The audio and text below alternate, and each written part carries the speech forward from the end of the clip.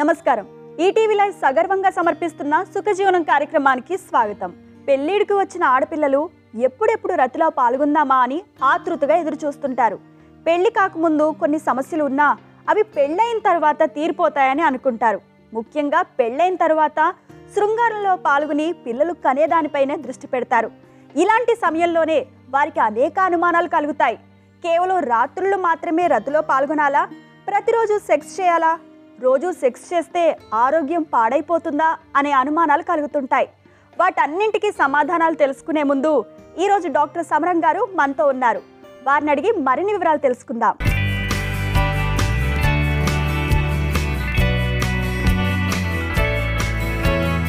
Doctor గారు, పెళ్లికి ముందు బహిష్లో నొప్పి వచ్చే వాళ్ళకి పెళ్ళైన తర్వాత తగ్గిపోతుందంటారా?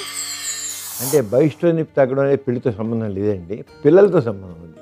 బహిష్లో నొప్పి కూడా ఎప్పుడు ఎంతకాలం జీవితాంతం ఏమి ఉండదు, కొంతకాలం ఉంటుంది. కానీ పిల్లలు పుడితే మాత్రం నొప్పి తగ్గిపోతుంది. ఒక్క పిల్లాడు పుట్టినా ఒక పిల్ల పుట్టినా సరే ఆ నొప్పి తగ్గిపోతుంది. ఎందుకంటే అక్కడ స్పాస్మాటిక్ డిస్పనరియా అంటాం, కంజెస్టివ్ డిస్పనరియా, స్పాజం డిస్పనరియా. ఎప్పుడైతే ఈ విట్రస్ల కంట్రాక్షన్స్ అన్నీ ఉంటుంటాయో అవన్నీ తగ్గిపోతాయి కానిపోయిన తర్వాత. అంటే అడ్జస్ట్ అయిపోతుంది వేరే ఇంకో రంగాను. అంటే దానికి పిల్లలు పడడం తగ్గిపోతుంది. లేదా ఎక్కువ నొప్పి కొంతమందికి డైలటేషన్ క్యూరటా చేస్తే కూడా తగ్గిపోతుంది. మామూలుగా పెద్ద నొప్పి ఉన్నప్పుడు కాస్త మెఫెనిక్ యాసిడ్ ట్యాబ్లెట్స్ అని వేసుకుంటే దాని ఈజీగా రిలీఫ్ వచ్చేస్తుంది. ఎనీ పెయిన్ కిల్లర్స్ వాడవచ్చు. కానీ సెక్స్తో మాత్రం తగ్గదు. పెళ్లి చేసి సెక్స్లో పాల్గొన్న మాత్రాన ఆ నొప్పి తగ్గదు, వచ్చే నొప్పి వస్తూనే ఉంటుంది. దానికి మాత్రం పెయిన్ కిల్లర్స్ ఏం వేసుకుంటే తగ్గిపోతుంది. డాక్టర్ గారు, త్వరగా పిల్లలు కలగాలంటే ఏం చేయాలి? త్వరగా పిల్లలు కలగడం అనేది అంటే వాళ్ళు రెగ్యులర్గా సెక్స్లో పాల్గొవాలండి. కొంతమంది ఏదో వారానికో 10 రోజులకో కలుస్తుంటారు, వాళ్ళు కుదిరే అలాగే ఉంటుంది. ఇది ఉద్యోగ ఊళ్ళో ఉంటారు, ఇంకో ఊళ్ళో ఉంటారు, కుదరకుండా ఉంటుంది. రెగ్యులర్గా పాల్గొంటే మాత్రం దాదాపు 80% కపుల్స్లో సంవత్సరంలోగా గర్భం వచ్చేస్తుంది. సంవత్సరంలోగా వచ్చేస్తుంది 80% మందిలో. ఒక 20% మందిలోనే కొద్దిగా డిలే అవుతుంది. కానీ 80% పీపుల్ మాత్రం ఫస్ట్ ఇయర్లోనే ప్రెగ్నెన్సీ వచ్చేస్తుంది. ఇంకా త్వరగా రావాలంటే వాళ్ళు పెళ్లి చేసుకుంటారు, రేపు దానికి గర్భం రావాలంటే మాత్రం అది ఇంకా వాళ్ళ ఫెర్టిలిటీ పవర్ అంటాం. స్త్రీ బట్టి ఉంటుంది ప్రెగ్నెన్సీ త్వరగా రావడం డిలే అవ్వడం అనేది అక్కడ స్త్రీ బట్టి ఉంటుంది. ఆ ఫెర్టిలిటీ పవర్ బాగుంటే వెంటనే వచ్చేస్తుంది, ఫస్ట్ మంతే వచ్చేస్తుంది ప్రెగ్నెన్సీ కొంతమంది. డాక్టర్ గారు, పగటి పూట రతిలో పాల్గొంటే పిల్లలు ఆరోగ్యంగా పుట్టరా? పిల్లలు ఆరోగ్యంగా పుట్టడానికి అనారోగ్యం పుట్టడానికి పగలు రాత్రి తేడా లేదు. ఏ టైంలోనైనా సెక్స్లో పాల్గొవచ్చు. అసలు యాక్చువల్గా అన్నం విడుదల ఉంటుంది. అన్నం విడుదల పగలైనా ఉండొచ్చు, రాత్రి ఉండొచ్చు, తెల్లసేపునే ఉండొచ్చు. ఒకసారి విడుదలైన అందానికి వీరికణంతో కలిసే శక్తి కేవలం 12 గంటలు ఉంటుంది. మ్యాక్సిమం 24 అవర్స్ ఉంటుంది. ఇది ఉదయం ఇప్పుడు విడుదలైనకోండి, వీళ్ళు రాత్రి దాకా పాల్గొనరు, ఒక్కోసారి మిస్ అయిపోతుంది ప్రెగ్నెన్సీ రాకుండా. అంటే 12 అవర్స్ టు 12 అవర్స్ అంటే 24 అవర్సే. అంటే కొంతమందికి ఎప్పుడు రాత్రి పాల్గొనాలి, ఇంకా పగలొద్దు అనుకుంటే అలాంటి వాళ్ళకి మిస్ అయిపోయే అంటే ప్రెగ్నెన్సీ రాకుండా పోయే అవకాశం ఉంది. ఎప్పుడైనా పాల్గొవచ్చు, పగలు రాత్రి తేడా లేదు. పగలు పాల్గొంటే పిల్లలు ఆరోగ్యం పుట్టరనే మాట అబద్ధం. డాక్టర్ గారు, పెళ్ళైన తర్వాత మొదటి రాత్రికి ముహూర్తం పెడతారు. ఆ ముహూర్తం దాటిపోతే సరైన సంతానం కలగదంటారా? ఆ ముహూర్తానికి అర్థం లేదండి. అసలు సమయాలన్నీ మంచివేనండి. మనం పెట్టుకున్నాం చెడ్డ సమయాలు, మంచి సమయాలండి. ఈ ముహూర్తాలన్నీ మనం సృష్టించుకున్నాం అంతే. అసలు ముహూర్తం ఏంటి? అసలు ముహూర్తానికి అర్థమే లేదు. సూర్యుని చుట్టూతో భూమి తిరుగుతుంటుంది. ఆ భూమి తన చుట్టూ తిరుగుతున్నప్పుడు పగలు రాత్రి ఏర్పడుతుంటాయి. అవి అలా ఒక క్రమపద్ధతిలో అలా తిరుగుతూ ఉంటుంది. భూమి ఇట్లా చూస్తున్నానుకోండి, తిరుగుతే సూర్యుని కూర్చునుకోండి, అది పగలైంది, ఇదైతే రాత్రి అయింది అంతే. అంటే సూర్యుని వెళ్తే పడలే కనుక అలా తిరుగుతూ చుట్టూ తిరుగుతుంది. మంచి చెడు ఏంటంటే అసలు మనం సృష్టించుకున్నాం. రాహుకాలం అని ఇదని ఊరిని ఒక అబద్ధాన్ని సృష్టించుకుని దాన్ని నిజం అనుకుని మన జీవితాలు పాడు చేసుకుంటాం.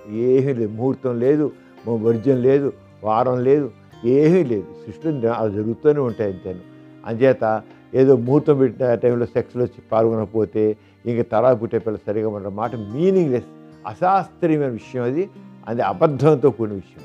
డాక్టర్ గారు, రతిలో రోజు పాల్గొనాలా? అప్పుడప్పుడు పాల్గొంటే సరిపోతుందా? రతిలో రోజు పాల్గొనే అవసరం, ఆరోగ్యరీత్యా చాలా అవసరం. ఎందుకంటే ఎవరైతే రోజు రతిలో పాల్గొంటారో వాళ్ళలో ఇమ్యూనిటీ చక్కగా పెరుగుతుంది. ఎవరైతే రోజు రతిలో పాల్గొంటారో వాళ్ళు చాలా హ్యాపీగా ఉంటారు. ఎవరైతే రోజు రతిలో పాల్గొంటారో ఆరోగ్యంగా ఉంటారు. ఎందుకంటే రతిలో పాల్గొన్నప్పుడు మన శరీరంలో హ్యాపీ హార్మోన్స్ అనేవి విడుదలవుతాయి. ఈ హ్యాపీ హార్మోన్స్ మన శరీరంలోని ఫిజియాలజీ, మన ఫంక్షన్ దాన్ని చాలా చక్కగా ఉంచుతుంది అన్నమాట. హ్యాపీ హార్మోన్స్ అంటే డోపమిన్, ఆక్సిటోసిన్, సెరోటోనిన్, ఎండార్ఫిన్స్, ఇంకా రకరకాల హార్మోన్స్, ఎంజైమ్స్ అన్నీ కూడా చక్కగా రిలీజ్ అవుతాయి. ఎవరైతే రోజు సెక్స్లో పాల్గొంటుంటారో వాళ్ళకి ఇమ్యూనిటీ కూడా బాగా పెరుగుతుంది, రోగ నిరోధశక్తి. ఇవన్నీ సైంటిఫిక్గా ప్రూవ్డ్. ఎందుకంటే సెక్స్లో పాల్గొన్నప్పుడు కలిగే ఆనందం మనిషికి చెప్పలేని తృప్తినిస్తుంది. ఆ తృప్తి మన శరీరంలో రసాయనిక చర్యల్ని చక్కగా జరిగేది చూస్తుంది. మన శరీరం అంతా రసాయనిక చర్యల భయం, మొత్తం నక్కసిక పర్యంతం మన శరీరంలో ప్రతి ఫంక్షన్ రసాయనిక చర్యలు బట్టే ఉంటుంది, కెమికల్ రియాక్షన్ అన్నమాట. అంటే సెక్స్లో పాల్గొనడం కలిగేంటి థ్రిల్, ఆ తృప్తి, ఆనందం అనేది మనిషి ఆరోగ్యం చక్కగా ఉంటుంది. అంటే రోజు సెక్స్లో పాల్గొనాలి. ఎందుకంటే మనకు కొంతకాలం పోయాక అంత ఇంట్రెస్ట్ లేకపోవచ్చు, శక్తి లేకపోవచ్చు, లేకపోతే హార్మోన్స్ లేక పాల్గొనలేకపోవచ్చు. కానీ రతిలో పాల్గొనే శక్తి ఉంటే చక్క రోజుకి 2 సార్లు 3 సార్లు 4 సార్లు పాల్గొంటే వాళ్ళు చాలా తగ్గి ఉంటారు. ఎక్కువసార్లు రతిలో పాల్గొంటే ఏదో వీక్నెస్ వస్తుందని ఉట్టి మాటలు. ఎంత ఓపిక ఉంటే, ఎంత హుషారు ఉంటే, ఎంత పాల్గొనాలి ఆసక్తి ఉంటే అంత సెక్స్లో పాల్గొనడం మంచిది. డాక్టర్ గారు, ఆరోగ్యానికి సెక్స్ చేటు చేస్తుందా, మంచి చేస్తుందా? ఆరోగ్యానికి సెక్స్ మంచే చేస్తున్నట్టు చెడు చేయదు. ఏ రంగా చెడు చేయదు. హార్మోన్స్ రిలీజ్ అవుతాయి, హ్యాపీ హార్మోన్స్ రిలీజ్ అవుతాయి. ఈ హ్యాపీ హార్మోన్స్తో మనకి చాలా చక్కగా ఆరోగ్యం బాగుంటుంది. అది చెడు అనేది లేదు, మంచే జరుగుతుంది. డాక్టర్ గారు, 70-80 ఏళ్ళు వచ్చిన వాళ్ళు కూడా సెక్స్లో పాల్గొనవచ్చా? శుభ్రం పాల్గొనగలిగితే 90 ఏళ్ళు వచ్చినా 100 ఏళ్ళు వచ్చినా పాల్గొనాలి కూడా. ఎవరైతే సెక్స్లో పాల్గొంటారో వాళ్ళ ఆరోగ్యం చక్కగా ఉంటుంది. వాళ్ళు దే ఫీల్ యంగ్. 70 ఏళ్ళు వచ్చిన వాడు సెక్స్లో పాల్గొంటే నాకు ముసలితనం వచ్చిందని ఒక ఫీలింగ్ పెట్టుకోడు. వాడు డిప్రెషన్ రాదు. వాళ్ళు ఐఎమ్ యంగ్ అనుకుంటాడు. వాడు యంగ్ అనుకుని చాలా హుషారుగా ఉంటాడు, చేసే పనులు ఉత్సాహంగా ఉంటాడు, చక్కగా ఉంటుంది. ఆ ఉత్సాహమే వాడికి శరీరంలో ఈ రసాయనిక చర్యలను చక్కగా పెంచుతుంది అన్నమాట. అంచేత ఎంత మేరకు వాడు సెక్స్లో పాల్గొనగలరో అంత మేరకు పాల్గొనాల్సిందే. ఎంత వయసు వచ్చినా సరే పాల్గొనాల్సిందే. ఆ సెక్స్ మీద ఆసక్తి కోల్పోయి, లేకపోతే డిప్రెషన్ వస్తుందండి, డల్నెస్ వస్తుందండి. ఈ డల్నెస్ బాడీ కూడా డల్ అయిపోతుంది, రసాయన చర్యలన్నీ డల్ అయిపోతాయి. అంటే సెక్స్లో పాల్గొన్నాడే చాలా హుషారుగా ఉంటాడు, యాక్టివ్గా ఉంటాడు, చాలా బాగుంటాడు, ఆరోగ్యం చాలా బాగుంటుంది, చాలా బాగుంటుంది. ఇవన్నీ సైంటిఫిక్గా ప్రూవ్ చేసిన ఫలితం ఇవన్నీ. నేను అంటే మనిషికి కావాల్సిందంటే ఒక రకమైన ఉత్సాహం కావాలి, ఆనందం కావాలి. అవన్నీ కావాలంటే సెక్స్లో పాల్గొంటే ఉత్సాహం వస్తుంది, ఆనందం వస్తుంది. ఈ రెండు మనిషిని చక్కగా ఉంచుతాయి. డాక్టర్ గారు, హెచ్ఐవితో పాటు హెపటైటిస్ బి కూడా ఉంటే రెండిటికి చికిత్స పొందాలా? హెచ్ఐవి మందులే హెపటైటిస్ బి కూడా పనిచేస్తాయి. అంచేత ఆటోమేటిక్గా అవి పనిచేస్తాయి. కానీ ఎప్పుడు 2 కలిపే వాడాలి. ఈ కో ఇన్ఫెక్షన్స్ అంటాం అన్నమాట. అండ్ ఎన్ని హెచ్ఐవి అనేది సెక్షువల్ కాంటాక్ట్ వల్ల వస్తుంది. హెపటైటిస్ బి కూడా సెక్షువల్ కాంటాక్ట్ వల్ల ఇంజెక్షన్ నీడిల్స్ ద్వారా, రక్త మార్పిడి ద్వారా అలాగే వస్తుంది. సేమ్ హెచ్ఐవి ఏ విధంగా వస్తుందో హెపటైటిస్ బి కూడా అలాగే వస్తుంది, హెపటైటిస్ సి కూడా అలాగే వస్తుంది.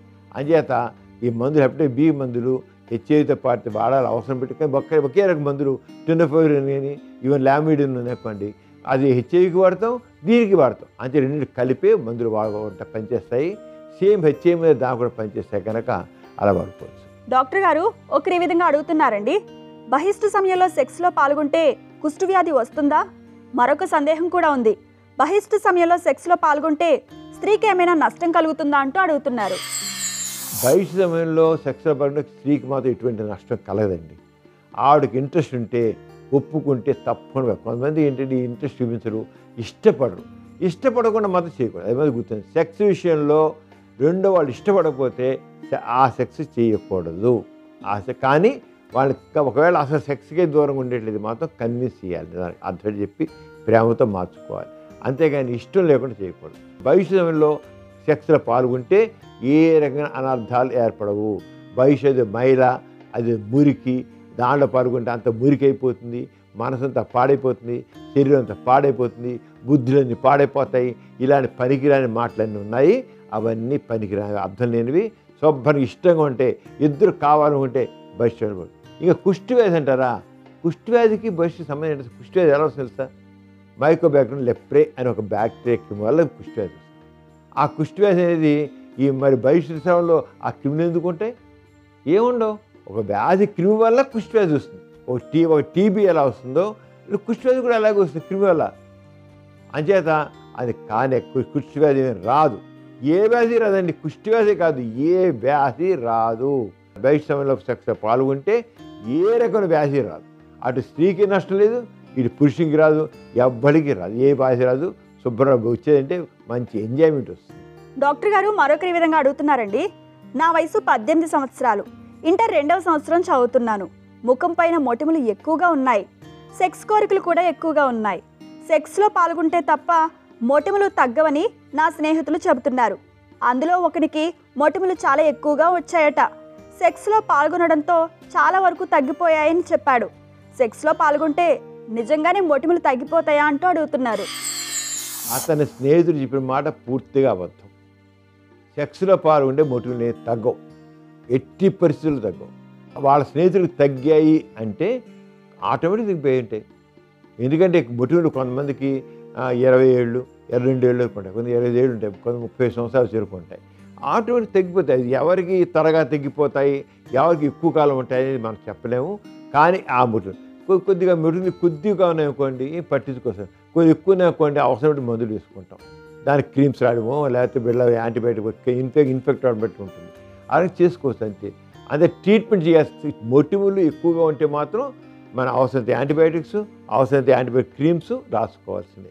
అంతేగాని సెక్స్లో పాల్గొంటే మాత్రం ఎట్టి పరిస్థితుల్లో తగ్గదు, అది పొరపాడైపోయింది. డాక్టర్ గారు మరొకరి విధంగా అడుగుతున్నారండి. నా వయసు 22 సంవత్సరాలు, చాలా కాలం నుంచి హస్తప్రయోగం అలవాటు ఉంది. 4-5 నెలల నుంచి కుడి బీర్జం లావ్ అయ్యింది. ఇది ఎందువల్ల? నేను కొద్ది రోజుల్లో పోలీస్ సెలక్షన్స్కి వెళ్తున్నాను, రన్నింగ్ ప్రాక్టీస్ చేయాలి. నేను రన్నింగ్ చేయొచ్చా చేయకూడదా? తగిన సలహా ఇవ్వండి అంటూ అడుగుతున్నారు. బీర్జం వాచిందంటే హైడ్రోసిల్ వస్తుంది చూడాలండి. కొంతమందికి ఫైలీరియా వల్ల, బోధ వ్యాధి వల్ల కూడా ఆర్కైటిస్ అని బీర్జం పెద్దవచ్చు. దేనివల్ల వస్తుంది పరీక్ష చేస్తే తెలిసిపోతుంది. ఒకవేళ ఫైలీరియా వల్ల కూడా ఎపిడిడిమో ఆర్కైటిస్ అంటాం. ఆ ఎపిడిడిమో ఆర్కైటిస్ ఫైలీరియా కండిషన్, అంటే బోధ వ్యాధి. ఇప్పుడు ఏదైతే బోధకాయలు ఎలా వస్తుందో మన టెస్టికల్స్ కూడా అలాగే బోధ వ్యాధి వస్తుంది. అలాంటి చోట మనం హెట్రజాన్ ట్యాబ్లెట్స్ లాంటివి వేసుకోవాలి. కోర్సుగా వాడితే అది తగ్గుతాయి. అలా కాకుండా ఇక హైడ్రోసిల్ అయితే ఆపరేషన్ చేయాలి. ఆయన పోలీస్ సెలక్షన్ వెళ్ళి రన్నింగ్ చేయాలంటే రన్నింగ్ చేసుకోవచ్చు, దానికి ఇబ్బంది. హైడ్రోసిల్ చేసి మరీ పెద్దది అంటే రన్నింగ్ కష్టం అవుతుంది, కానీ ఇంకే కాదు. ఏదైనా సరే కొద్దిగా మోడరేట్ సైజ్ పెరిగితే మాత్రం ఆపరేషన్ చేయించుకోవడం కరెక్ట్ పద్ధతి. కొద్దిపాటుగా ఉందనుకోండి నచ్చింటి వదిలేయచ్చు. కొద్దిపాటి వాపుని ఏం పట్టించుకోవాల్సిన పని లేదు. కొద్ది వాపు మామూలు కంటే ఉన్న కొద్దిగా వదిలేయచ్చు. కానీ ఏమైనా పెరుగుతుంటే మాత్రం హైడ్రోసిల్ ఆపరేషన్ చేయించుకోవాలి. ఏమైనా సరే డాక్టర్ చూపించి అది హైడ్రోసిలా లేదా ఆర్కైటిస్ అంటే ఇన్ఫ్లమేషన్ ఆఫ్ ది టెస్టికల్స్, ఆ ఇన్ఫర్మేషన్ ఉంటే మాత్రం మందు వాడుకోవాలి. డాక్టర్ గారు మరొకరి విధంగా అడుగుతున్నారండి. నాకు ఇంకా పెళ్లి కాలేదు, గర్ల్ ఫ్రెండ్ ఉంది. ఆమె అన్నింటిలో చాలా ఫాస్ట్, కేర్ నాట్గా ఉంటుంది. సెక్స్ చేయమని ఫోర్స్ చేస్తుంది. తనకి కడుపు వస్తుందేమోనని నాకు భయం. దాంతో సెక్స్లో పాల్గొనడం లేదు. నేను సెక్స్లో పాల్గొనకపోవడంతో నాకు ఏదో లోపం ఉందని అంటోంది. పెళ్ళయ్యే వరకు సెక్స్కి ఆగుదామని అంటాను. నేను రెడీగా ఉన్నప్పుడు నీకెందుకు భయం అంటోంది. ఆమె మాట ప్రకారం నేను సెక్స్కి ఒప్పుకోవాలా? నేను సెక్స్లో పాల్గొనకపోతే నన్ను కొజ్జాగా జమకట్టే అవకాశం ఉంది. నన్ను ఏం చేయమంటారు అంటూ అడుగుతున్నారు. ఆమె కోరినా సెక్స్లో పాల్గొనొద్దండి. ఆమె కడుపు వస్తే ఏమవుతుంది, ఈయన బుర్ర చెడిపోతుంది. ముందు అంతగా మరీ ఈయనకి పెళ్లి చేసుకోబోతే పెళ్లి చేసుకోవాలని ఖచ్చితంగా 100 రూపాయలు నిర్ణయానికి వస్తే మాత్రం కండం పెట్టి వాడమండి. కండం తొడుకు చేయొచ్చు, లేదా గర్భ నిరోధక నోటి మాత్రలు వేసుకుంటూ సెక్స్ పడాలి. రోజు వేసుకోవడం. ఇంకా మెన్సెస్ 5 రోజు నుంచి రోజుకో బెళ్ళ చొప్పున 21 రోజులు వాడుకోవడం. మీరు వెళ్ళి సెక్స్లో పాల్గొనపోయినా ఆ బెళ్ళలు వేసుకునేది ఆరంగా పడుకోవచ్చు, లేదా కండో వాడుకునేది. అంతేగాని ఏ రంగా వద్దు. కడుపుసి ఏమవుతుంది, బుర్ర తిరిగిపోతుంది, ఇంకేం చేసుకోలేడు, పిచ్చెక్కిపోతుంది. అంచేత పాల్గొనకుండా ఉండడం కరెక్టు. కానీ పెళ్లి చేసుకోవాలని పూర్తి నిర్ణయం వస్తే మాత్రం, ఇంకా ఉండలేకపోతుంటే మాత్రం కండమైనా వాడాలి, లేకపోతే ఆవిడ గర్భ నిరోధక మాత్రలేనా వాడాలి. డాక్టర్ గారు, లేటుగా మ్యారేజ్ అయిన స్త్రీలు యవ్వనంగా ఉన్న అమ్మాయిలు శృంగారంలో స్పందించినట్లు స్పందిస్తారా? మనసు పెట్టి ఉంటుందండి.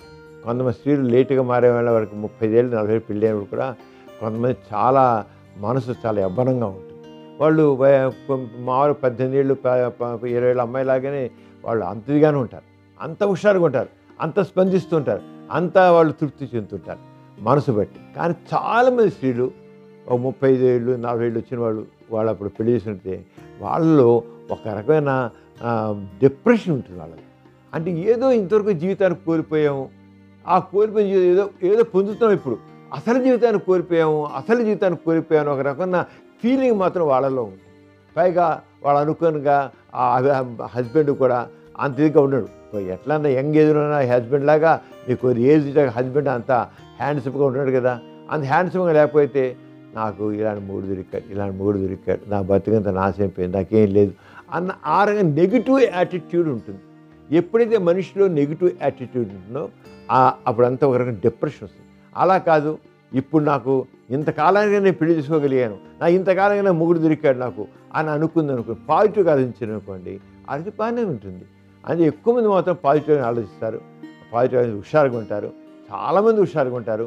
జీవితాన్ని అప్పటి నుంచి ఇప్పుడు నా జీవితానికి మళ్ళీ ఒక కొత్త ఫేజ్ వచ్చింది, కొత్త దశ వచ్చింది, నా దశ తిరిగింది అని చెప్పేసి ఆనందించే వాళ్ళు ఉన్నారు. చక్కగా ఎంజాయ్ చేస్తారు. మీకు వయసులో ఉన్న పిల్ల ఎలా ఉంటుందో వయసు ఎక్కువైన ఈవిడ కూడా అంత ఇదిగాను ఎంజాయ్ చేస్తుంది. డాక్టర్ గారు, ఎయిడ్స్ రోగిలో క్యాన్సర్ కూడా ఉంటుందా? ఎయిడ్స్ రోగుల్లో క్యాన్సర్ రావడం ఎక్కువ, మామూలు వాళ్ళ కంటే ఎయిడ్స్ రోగుల్లో క్యాన్సర్ కేసులు ఎక్కువ ఉంటాయి. ఆడవాళ్ళైతే సర్వైకల్ క్యాన్సర్ రావచ్చు, ఇంకా కడుపులో క్యాన్సర్ రావచ్చు, క్యాన్సర్ గడ్డలు రావచ్చు, బ్రెయిన్లో రావచ్చు క్యాన్సర్ గడ్డలు, చాలా కామన్. కంపేరిటివ్గా మామూలుగా రోగులు అంటే వాడి హెచ్ఐ రోగుల్లో క్యాన్సర్ రావడం ఎక్కువగా ఉంటుంది. అది క్యాన్సర్కి స్టిమ్యులేట్ చేస్తుంది, ఆ వైరస్ని వాటిని స్టిమ్యులేట్ చేసి ఎక్కువేట్ చేస్తుంది. డాక్టర్ గారు, కాన్పు అయిన తర్వాత ఎంత కాలానికి శృంగారంలో పాల్గొనవచ్చు? కానిపోయిన 6 వారాల నుంచి నిరభ్యంతరంగా సెక్స్లో పాల్గొచ్చు. అది మామూలు కాన్పు కావచ్చు, సిజేరియన్ కాన్పు కావచ్చు, ఏదైనా సరే 6 వారాలే ఖచ్చితంగా. 6 వారాలంటే మించి ఆగవసరం లేదు. 6 వారాలు నార్మల్గా పూర్వకాలం సెక్స్ ఎలా పడుతున్నారో అలా సెక్స్ పడుకుని ఎంజాయ్ చేయొచ్చు. పిల్లలు పాలిస్తున్నా ఏం చేసినా సరే సెక్స్కి ఏమి దూరంగా ఉండాల్సిన సెక్స్ మామూలుగా పాల్గొనవచ్చు. ఒకవేళ వాళ్ళకి పిల్లకి అన్నీ గర్భం వస్తుంది అని అనుమానం ఉంటే, భయం ఉన్నట్లయితే వాళ్ళకి లూప్ వేయించేసుకోవచ్చు. లూప్ వేయించుకుని నిరభ్యంతరం పడుతుంది. ఎవరైనా సరే ఒక బిడ్డకి మధ్య ఎడం ఇవ్వాలనుకుంటే మాత్రం, అంటే ఒక ఫస్ట్ కాన్పు రెండో మధ్య గ్యాప్ వచ్చింది, గ్యాప్ అంటే లూప్ వేయించేస్తే ఈ రోజులో చాలా బెస్ట్ లూప్స్ ఉన్నాయి. వాళ్ళకి ఏ రకమైన కాంప్లికేషన్స్ ఉండవు, ఏమి ఉండవు. ఆ లూప్ వేయించి డాక్టర్ చూపిస్తారు, లూప్ వేయించుంటారు. ఒక 3 ఏళ్ళు 5 ఏళ్ళు వాడు మళ్ళీ గర్భం రాకుండా. బిడ్డకి పాలు ఇస్తున్నప్పుడు మాత్రం తల్లి గర్భంలోకి మాత్రం వాడకూడదు, అది లూప్ వేయించుకోవాలి. లూప్ ఒక కరెక్ట్ ప్రొసీజర్ అండి. నీ రోజులు వద్దు, ఏం వద్దు.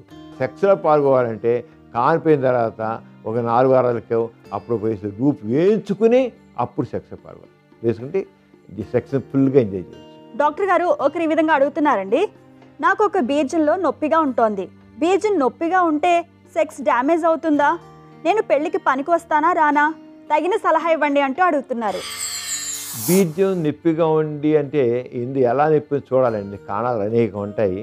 ఆ బీజం నొప్పిన ప్రతి వాళ్ళకి బీజం డ్యామేజ్ అవ్వాలి లేదు. బీజాలు 2 డ్యామేజ్ అయినా, బీజాలు ఏదైనా సరే ఎంత పరీక్ష చేసి చూడాలి. పరీక్ష బట్టి మాత్రం మనం నిర్ధారణ హార్మోన్స్ ఎలా ఉన్నాయి ఏంటి దాన్ని బట్టి చూడాలి.